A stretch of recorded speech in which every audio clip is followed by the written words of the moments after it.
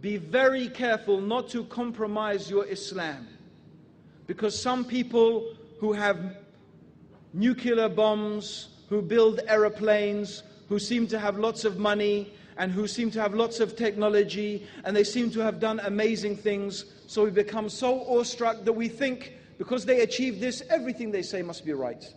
And then we do everything to explain our religion on their terms. But the reason why these ideas have come up is because we now feel we have to adjust our religion to make it fit these ideas that are coming out from the West. We find Muslims bending over backwards to change our religion to make it fit these ideas, but these ideas are corrupt, and they will prove to be corrupt, and Islam will prove to be correct, and we Muslims will have to stand and we'll say, oh dear, Islam was right all along. Do we need that to happen? Don't we believe in Allah? Don't we believe Allah knows everything? Don't we believe that Allah is the most wise? Do we believe that we have to justify our religion in the terms of what they say? No. Islam is the haqq. It's the truth. And time will prove that Islam is the truth. But in that time, brothers and sisters, don't leave your religion. Don't abandon Islam. Don't adjust the truth to make it fit with the falsehood. No. Be patient. Don't be amazed by these people and the way they are and the things that you see. Be amazed with Allah. Be amazed with the sunnah of the Prophet sallallahu alaihi wasallam. This is a much better thing, brothers and sisters, to be amazed with. There are a few things now, before we just finish the talk, that we could say are a little bit controversial. Yes, Islam gives women, without doubt, and recognizes their humanity. Islam gives women and men their rights by defining for them the natural position and the natural situation which the men should adopt and the women should adopt. And this is liberating them so that they can fulfill their true nature, just like letting that dolphin out into the ocean, just like paying the worker their wages. Islam is liberating us from the false ideas and the oppressive ideologies and returning us to our natural condition which Allah created us. But some people have some questions about some certain things in Islam. One of those is the hijab. One of those is the issue of polygamy. One of those is why 2 women witnesses to 1 male witness. One of those things is how come the man can divorce the woman and the woman can't divorce the man, except she has to go to court. And how come Islam allows a man to beat his wife? Now it is worth answering those questions. It is worth answering those questions. Let us start with the last one. First of all, let us examine the verses. Let us examine the verses that talk about this.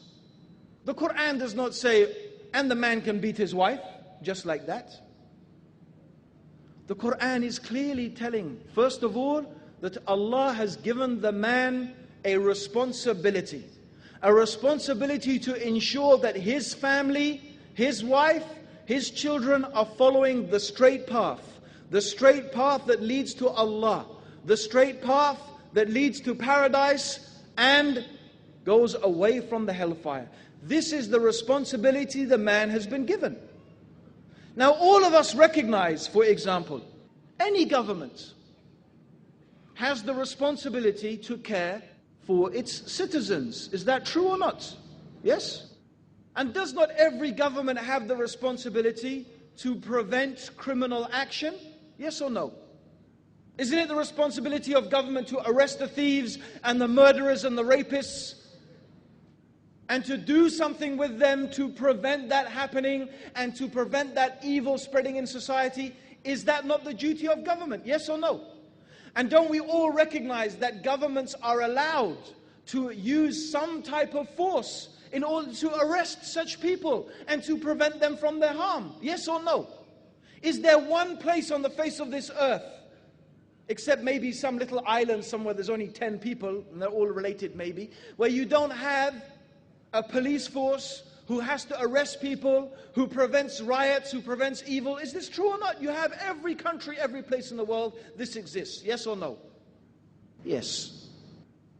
So we recognize that those in authority have the right to use force if they have to prevent some evil taking place.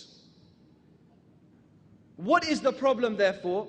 That Islam has given the head of the household some allowance to use a type of force in order to prevent his family from falling into evil.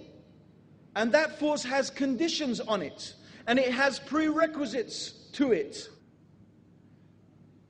The first thing the Quran mentions, if you perceive some evil, or if you see some evil, this means some evil, some Islamic evil, something that is haram, something that is disobedience to Allah subhanahu wa ta'ala. And Allah also mentions in these same ayat that the believing women, they are obedient to their husbands and they guard in their husband's absence their chastity.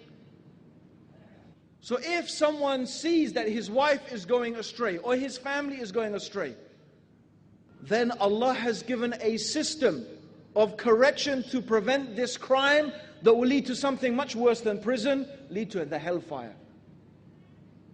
First, Allah said to the man to admonish the wife. First you tell her, like you would tell anyone, giving them dawah, with maw'idah, with a nice exhortation. وَجَدِلْهُمْ بِالَّتِي هِيَ أَحْسَنُ, and explain to them in the nicest way. بِالْحِكْمَةِ, with wisdom. Oh my wife, don't you see that Allah said this? And don't you see that the Prophet ﷺ said that? And aren't you afraid of Allah's punishment? And don't you want Allah's reward? And this is the wisdom and the benefit and the reasons behind this, that you should do this and this and this.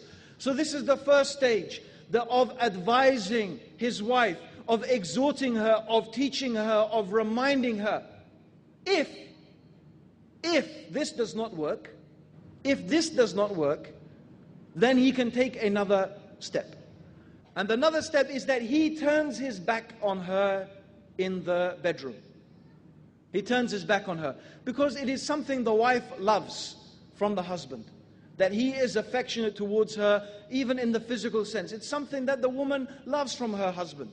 Actually, if the husband is already like a cold fish to his wife, and only, hardly ever hugs her or kisses her, and, they don't even hardly look at each other except, once a month or something like that, then I don't suppose that him turning his back on her is going to have much effect, But this is not how the relationship between the husband and the wife should be in Islam. We are garments one for the other. The Prophet ﷺ used to play with his wives. He used to joke with them. They used to race with each other. They used to take showers. Used to take ghusl together, and him and Aisha would fight to take the water from the bucket. This is Islam. This is how the affection should be between the husband and the wife. The best of you are those who are best to their wives. So if your relationship is like that, then you turn your back on your wife is going to feel sad. And she, inshallah, she's going to relent to that. Even if this after some time does not work, then the husband is allowed to prevent her from evil, to apply some type of physical force. This is a type of very light beating. In fact, as some scholars mentioned, it is just to hit with the miswak. But Allahu alam. What we know from the Prophet sallallahu alaihi wasallam is this type of beating is not allowed to leave any type of mark. It is not allowed to break the skin. It is not allowed to break a bone or even leave a mark on the skin. A beating that is that severe is forbidden, and this is a type of assault. And it's haram and a crime in Islam to treat your wife like that. But a type of physical reprimand in order to bring her to goodness is allowed. This is not an excuse for a man to beat his wife. It's not allowed. Just for any reason, because you're angry, you're upset, because, oh, the dinner's not ready. What is this? This is not the way. This is not Islam at all.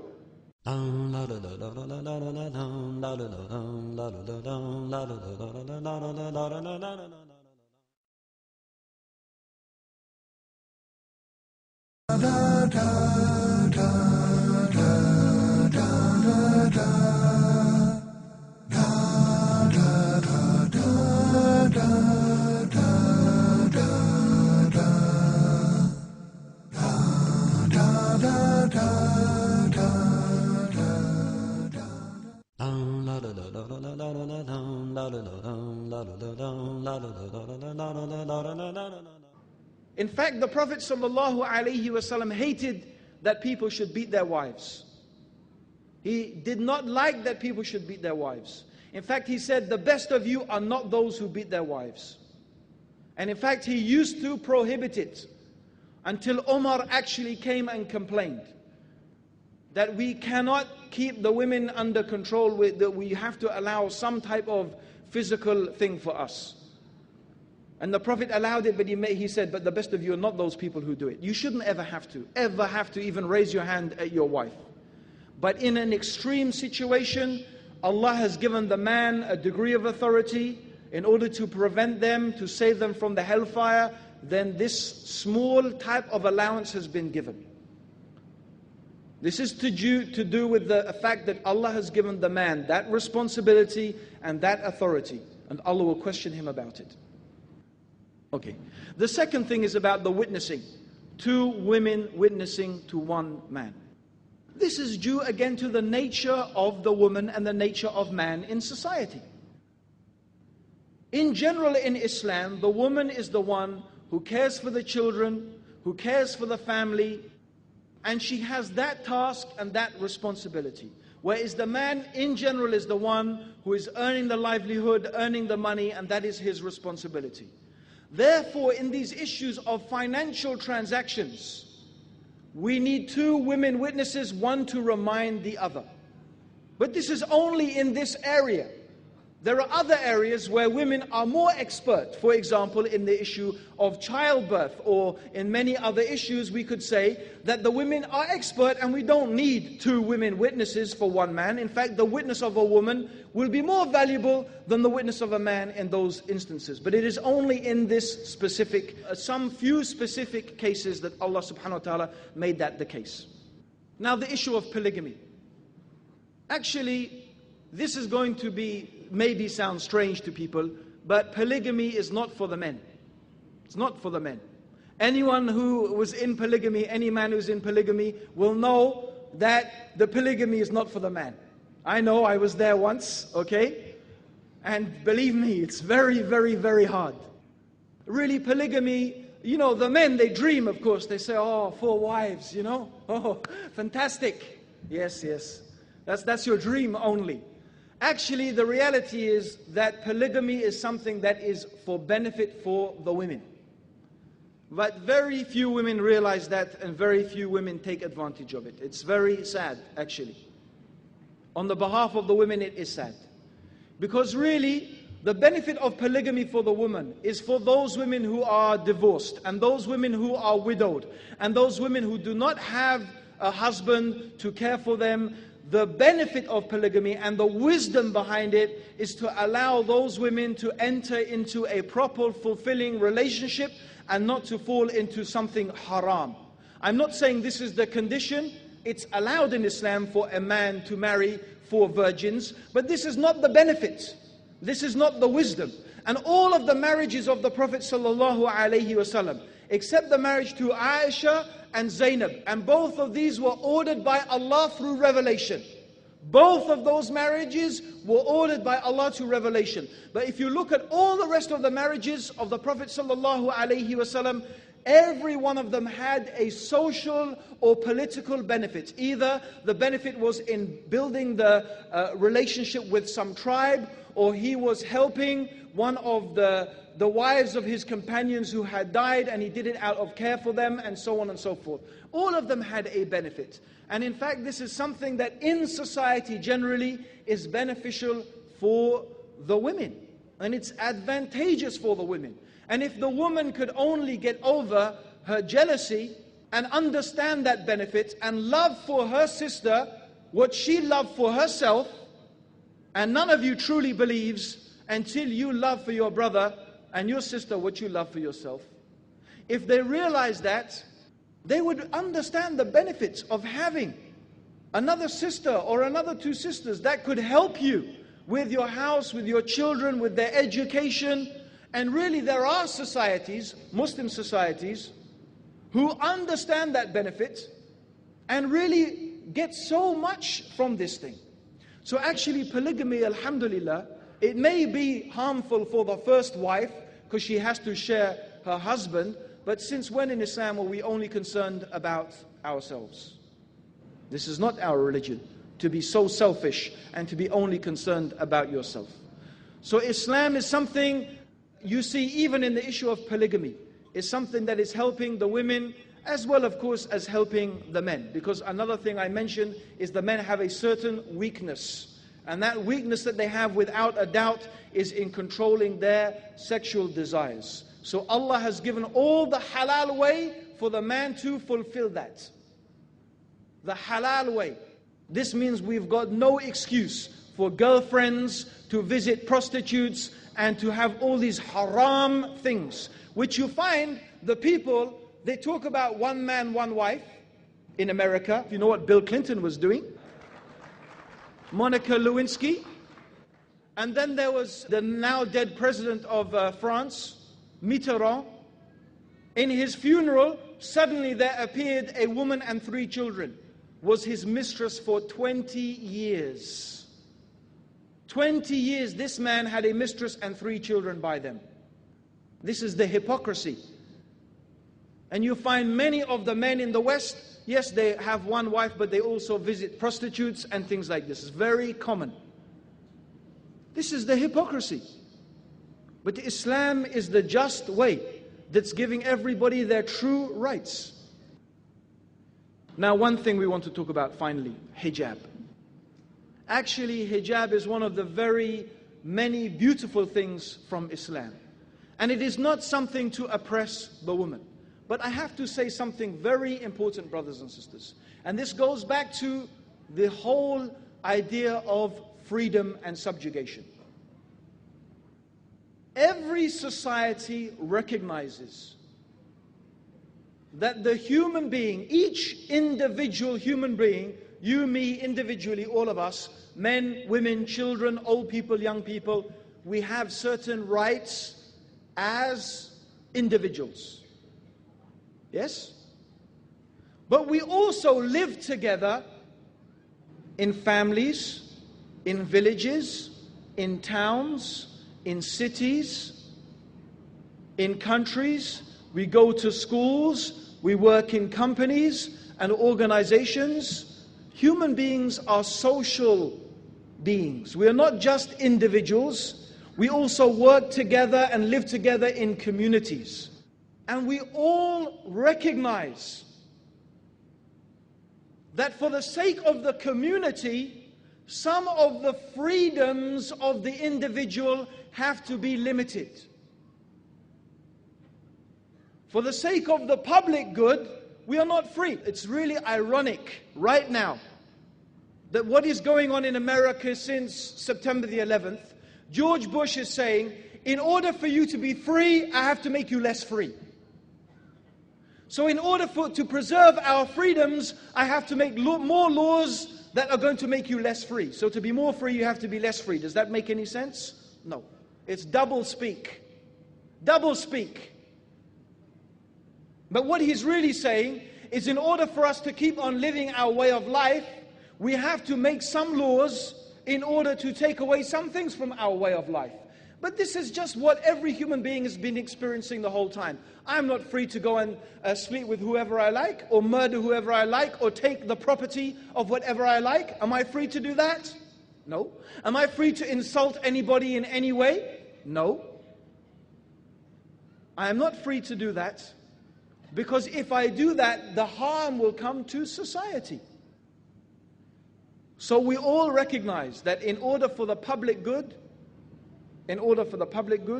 we have to limit the freedom of the individual. And this is one of the benefits of the hijab. The hijab is not to oppress the woman. Actually, Allah subhanahu wa ta'ala mentioned the wisdom behind the hijab. Not everything Allah mentioned the wisdom behind why we should do it, but Allah mentioned the wisdom behind the hijab. And Allah said to the believing women to put this garment over themselves, the khimar over themselves, to dress in this way. And Allah gave two reasons for that. The first reason is that so the people may know and recognize them to be believing Muslim women.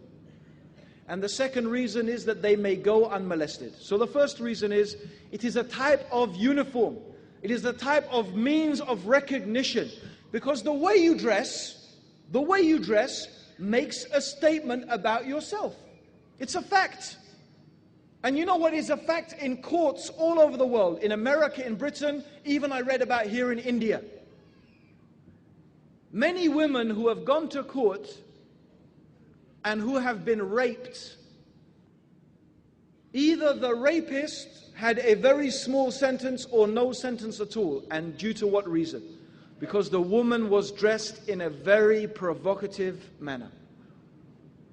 She was dressed in a very, very provocative manner and behaving in a very provocative manner.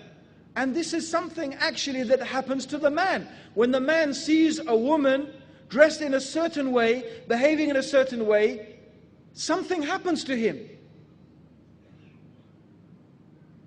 So if you dress in a certain way, in a very alluring way, then you're going to get a certain reaction from the man. It's called the birds and it's called the flowers and the bees. Yes? You have the flower, pretty flower, light colorful petals, and the flower lets out a nice scent. So the bee is flying along, bzzz, and the bee picks up the scent of the flower. Ooh, it smells nice. And he sees the pretty colors of the flower. And so the bee goes to take the nectar from the flower. That's what happens, yes? It's nature. So when the woman's hair's all here and her lipstick and she's looking all beautiful and this and that, the man, like the busy bee, he says, "Wuzz," right? And he can't help going towards the beautiful flower. He can't help that. It's the nature. But the problem is it causes lots of problems. Lots of problems, because that girl is someone's daughter or someone's wife or someone's aunt or even someone's mother. And the evil consequences of this are so many. So what does Islam do? The woman takes responsibility. She takes social responsibility.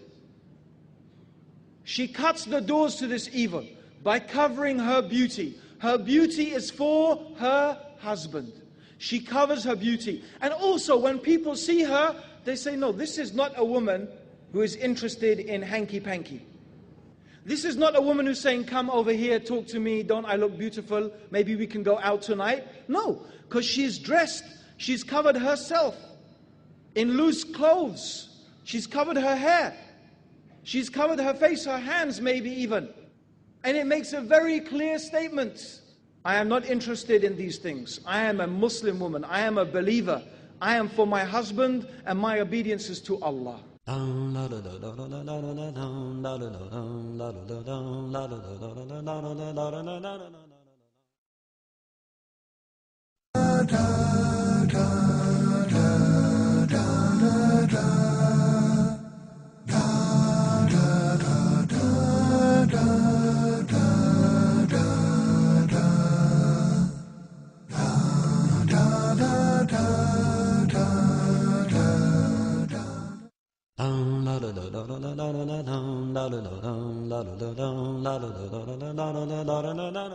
I tell you something amazing. In England, there was this whole issue of hijab, and so one female reporter for the Independent newspaper, it's a big broadsheet newspaper in England, she dressed one day in niqab, with the hijab and the niqab and all of that, just to see what it was like. And she was absolutely amazed. She said, I was given so much respect. So I've traveled on the tube now for 15 years. For the first time, a man got off his seat and asked me to sit down. People were holding doors open for me. She said, I sat in the office and no one disturbed me. And I really enjoyed it. I really enjoyed the fact that I didn't have to care underneath what I was wearing. I could wear whatever I like. I didn't have to put on my makeup and make sure I was looking so beautiful so everyone's going to look at me. I could just be myself. This is what she wrote. And I was amazed. She said, I probably couldn't do it every day, but I have to say, all in all, it was, apart from being a bit hot, it was a positive experience. This is what she got from that. So the hijab really has many, many benefits. In fact, we could give a lecture just on the benefits of the hijab to society and to the individual women. But one of the reasons Allah gives is so that the people will know she's a believing woman. And actually, the second thing is the same. She will be unmolested. Because she is not showing and displaying herself as a sexual object, she will not be treated as a sexual object. When the Muslim woman covers the parts of her that are attractive, then she forces the man to treat her as much as he is able, because even the truth is, whenever a man sees a woman, even in hijab, the woman does something to the man. But as much as she is able, she is covering those things. And she is forcing the man to treat her not as an object of sex, but as a human being.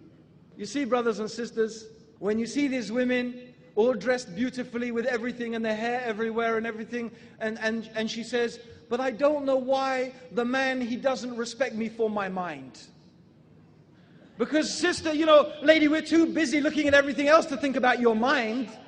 That's why we can't think about your mind. But when you cover up, the woman forces us to treat her as a human being and to see what she has to say, not what she has to look like. Subhanallah. So does this liberate the woman? Yes. This is true liberation. This is making the woman really what she is. A human being, a mother, a good wife, an honest, chaste person, not just some object for the gratification of the male sex. No. Islam gives women their true humanity. Islam gives women their true nature. And as we found yesterday and we find again today, that Islam truly is the way of life to bring true peace and true happiness to the individual and to the society. Allahumma salli ala Muhammadin wa ala alihi wa sahbihi wa sallam. Jazakallah khair, brother. Alhamdulillah. Now we go to the question and answer session. We have mics placed here on my right and left and one in the women's section.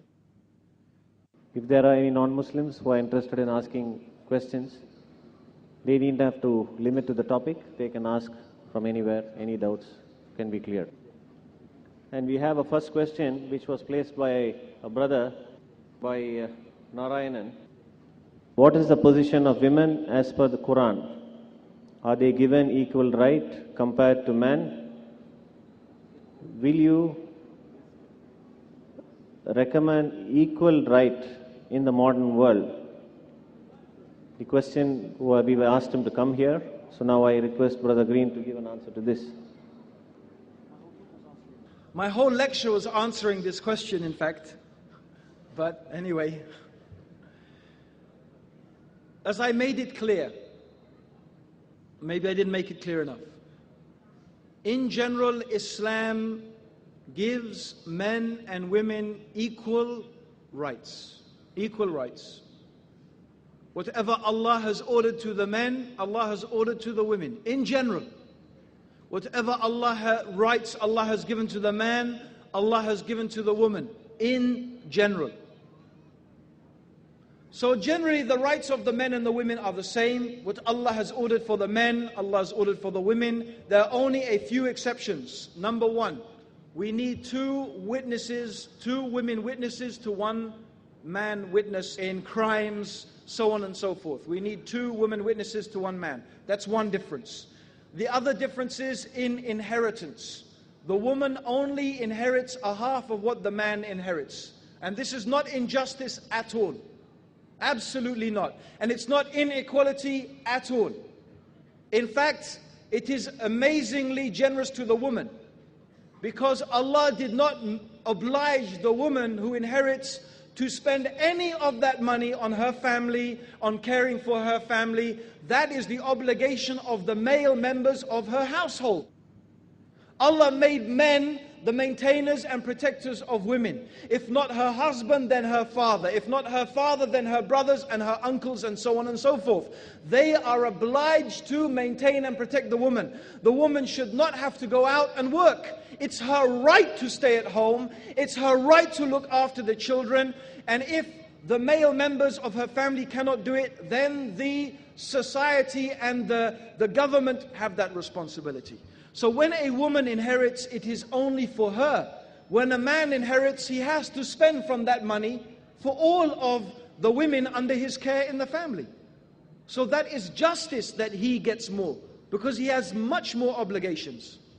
Okay? So this is the wisdom behind the woman. She only gets half the inheritance. And another thing I mentioned is that the woman is not allowed to divorce her husband by saying, I divorce you. In order for the woman to get a divorce, it's permissible for her to get a divorce, but she has to go to the judge in order to do that. This is due to a difference and a weakness in the woman. The woman is more emotional. She needs to be like that in order to care for the children. But the downside of this emotional makeup is that she can react sometimes in emotional manner, and that she will not always behave very rationally, especially at certain times of the month. So therefore, we find that Allah did not allow the woman just to divorce her husband with a statement. Because I truly believe that if that was the case, most marriages would not last more than a month. Really. And I don't say that as a joke, I say that from my own personal experience. Okay, this is not, again, oppression. This is to preserve the family. Now, apart from those things, maybe I forgot something, but apart from those things and the dress of the men and the women is different. By the way, I often get asked back in England when the schools come to visit in the mosque and I'm trying to explain about the Muslim woman's dress. I give this example. I say, listen, you have the same idea in your society, exactly the same. Believe me. If you have a boy and a girl walking down the street together, yes, and the boy is wearing shorts only, and the girl is wearing shorts only, and I mean shorts only, nothing at all on the top, which one will get arrested? They said the girl will get arrested. She will be arrested. I say, why? Well, because she's exposing herself. But the man's exposing himself as well. Yes, but the girl, she's not the same as the boy. I said, thank you very much. That's what I've been saying all along. The men and women are different. Only the difference is in Islam, our standards of morality are better. What the woman has to cover is not only her, it's all of everything. This is our morality is more strong. But the reason the woman wears hijab and the man doesn't is because men and women are not the same. They're different. The woman is beautiful and she's an adornment and she is something beautifying. In general, the man does not have that same type of thing about him. So there is a difference between men and women, and Islam recognizes those differences. But in general, the rights of the men and the rights of the women are the same, except for those specific cases that are mentioned as to be exceptions in the Quran or in the Sunnah. So I hope that answers the gentleman's question. Choices,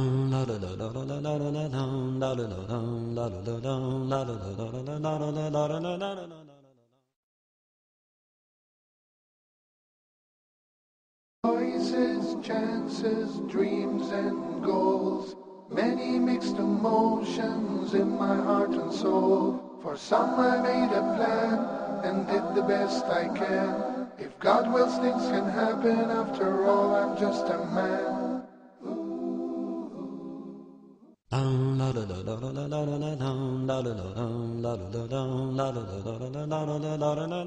We have another non-Muslim brother here who would like to ask a question. We'll come to you after that. Vairavan, student, engineering. I'd like to ask a question. Saudi Arabia, women are not allowed to drive cars.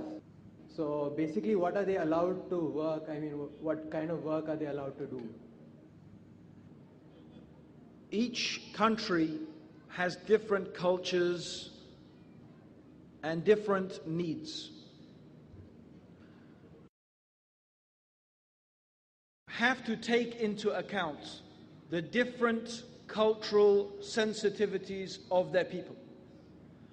The purpose of the scholars and the statements they make and the laws that they implement in the society has the objective of promoting good and prohibiting evil. If I know my people, for example, I try to think, I can't think of another example.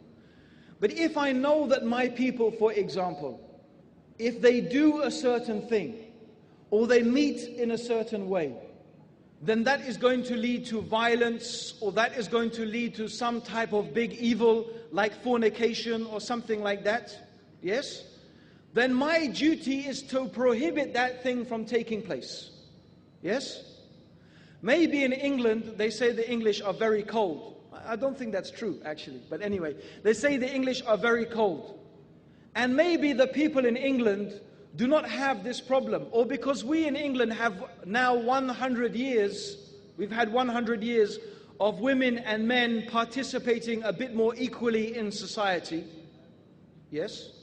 So the issue of women driving is not a problem in England, or in Malaysia, or maybe in Indonesia, or in some African countries where it's very normal. But in Saudi Arabia, due to their culture, that's their culture, not the religion, but the culture is something different. Women driving would cause many, many problems in society.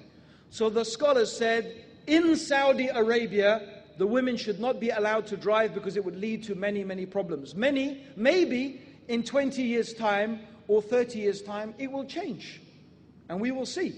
But right now, the scholars have the right. And if you ask the scholars in Saudi Arabia, they will say this law is only for Saudi Arabia. It's not for England. It's not for India or Pakistan or whatever. No, this law is for Saudi Arabia because this is our people and we know our people and we know this thing will have a harmful effect on society. That's the reason that law. So it's not really from the Quran and it's not really from the teachings of Prophet Muhammad. It's not from Islam as such, but it is something generally that they do in order to prevent evil, which is allowed to do that in Islam. Yeah? Yeah. Mr. Narayan? I would like to know why women being denied a seat on these days, despite their holding coveted position in the world, like heading a country. Could you speak louder, please? Yeah, and I think he says, why something to do with Muslim women leading the country? Yeah, despite Yes. their heading a state, and is it male chauvinism when? Okay, I think I understand your question. One of the things that is true that Islam does not allow, and certainly we say it does not encourage it, and I would say it is correct to say Islam does not allow it, is for a woman to be the leader of a country. In fact, in general, Islam does not encourage the women to be in charge of the men, or even for the women always to be in charge of their own affairs. You see, if you look at even in the prayer, when the woman is the imam, she is standing next to and in the same line with the other women, not in front of them. I wonder why. And in fact, sisters, you know better. And my wife is always telling me, "Oh, my husband, you don't know what women are like." I say, it can't be that. You don't know what women are like. They are like this and they are like that. And they are like such and such and they are... This is from my wife. From my wife. And we find that women have something in them that they get very easily jealous, and as my wife says, they can be very catty, you know? They scratch each other too much, And so this thing between the backbiting and the snide comments and these things about the women is something that happens amongst them. So leadership for women is a big trial and a big tribulation, and it's not something Allah put generally in their nature. In fact, the Prophet ﷺ said that no good will ever come to a country who has as its leader a woman. And this is an authentic saying of the Prophet ﷺ. This is not because women, again we go back to what my whole talk was about. It's not because women are inferior and because men are superior. It's because Allah didn't make women good at that. Allah made the women good at plenty of things. And Allah made the women good at things that men are absolutely no good at. For example, brothers, how many of you can stand listening to a baby crying for more than about 5 or 10 minutes? Me, I'm telling you the truth.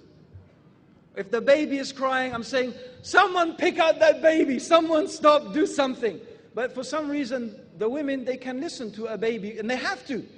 They have to get on with their work. The baby sometimes cries, it just cries. It doesn't really need anything except to be picked up. But the woman has something in herself that allows her to have patience with that, which the man does not have. This is a quality Allah put in the women. So it is actually an oppression on the woman to push her to be the leader of the company, the leader of the society, to be the judge, to be this. This is the Western society is oppressing the woman. And you find, what do you find? That these women go out, they cut their hair short, they wear dark clothes, they put everything, and to do what? To look like a man. They have to make themselves masculine in order to be accepted in society. Why? Because it's the nature. This is not oppression, it's the opposite. It is liberation. Like I already said in the beginning of my talk, you keep the dolphin in that small little pond. You may enjoy watching it jump, but when you think about it, that is very sad.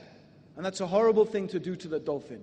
You may enjoy pictures of naked women and watching them dancing and all the rest of it. But when you think about it, that's very sad and very sick way to treat a woman. It's a very horrible image to give of the woman. What do we think of women? Oh, woman, she's a dancer and she's a sex object and that's what she's good for. Is this the respect for women? No.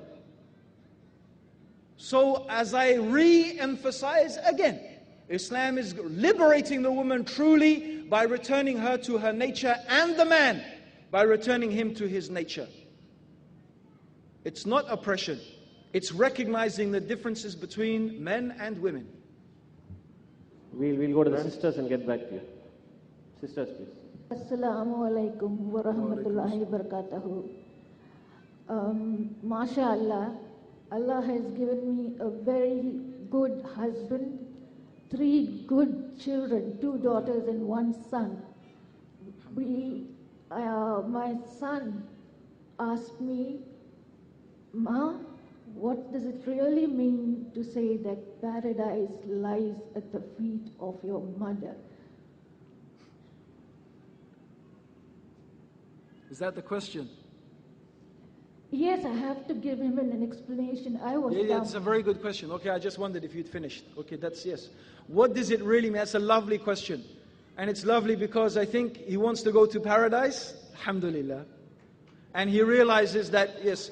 And in fact, the Prophet ﷺ said, may his face be rubbed in the dust. This is the way the Arabs, meaning may he be humiliated. May his face be rubbed in the dust. May his face be rubbed in the dust. May his face be rubbed in the dust. Who is this, O Messenger of Allah? And the Prophet ﷺ said, a man whose parents reach old age and he does not enter paradise by serving them. So one of them or both of them. So paradise lying at the feet of your mother means being kind to your mother, obeying your mother and not disobeying her. When she asks you for something, you do it for her. When she tells you to do something, you do it. When she needs your help, you help her. You are kind to her and you speak gently to her and you do not speak harshly to her. Indeed, you should not even say uff or huh. You should never speak to your parents like that.